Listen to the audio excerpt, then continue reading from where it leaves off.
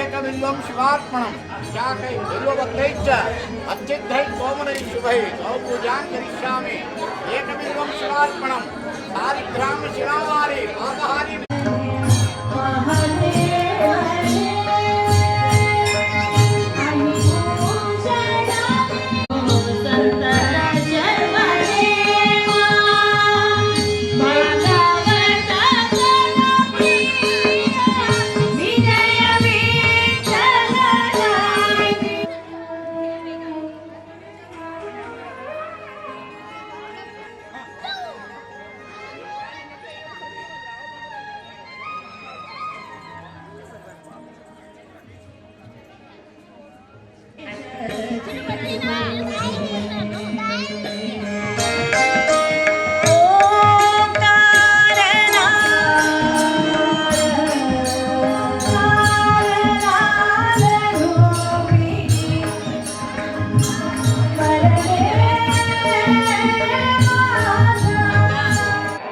Sir ನಮಸ್ತೆ.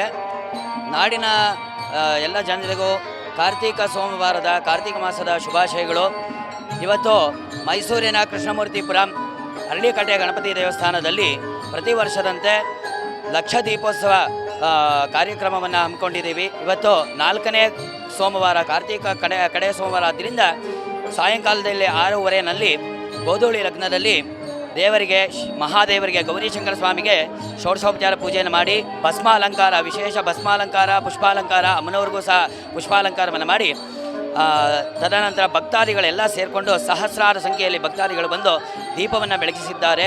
ಮನಸ್ಸಿನಲ್ಲಿರ್ತಕ್ಕಂಥ ಅಜ್ಞಾನವನ್ನು ಮತ್ತು ಬಾಳಿನಲ್ಲಿರ್ತಕ್ಕಂಥ ಅಂಧಕಾರವನ್ನು ಹೋಗಲಾಡಿಸಲಿ ಅಂತ ಹೇಳಿ ದೇವರಲ್ಲಿ ಪ್ರಾರ್ಥನೆ ಮಾಡಿ ದೀಪವನ್ನು ಹಚ್ಚಿದ್ದೀವಿ.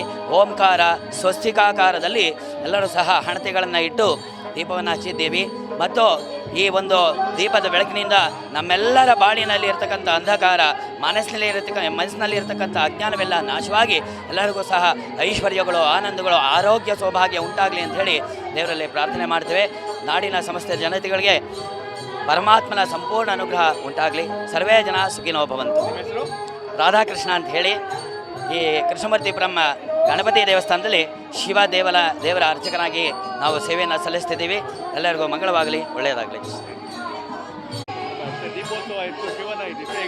ಹೌದು, ತುಂಬ ಚೆನ್ನಾಗಿದೆ. ಪ್ರತಿ ವರ್ಷ ಬರ್ತೀವಿ. ಇಲ್ಲೆಲ್ಲ ಜನರೇ ಸೇರ್ಕೊಂಡು ಮಾಡೋದು.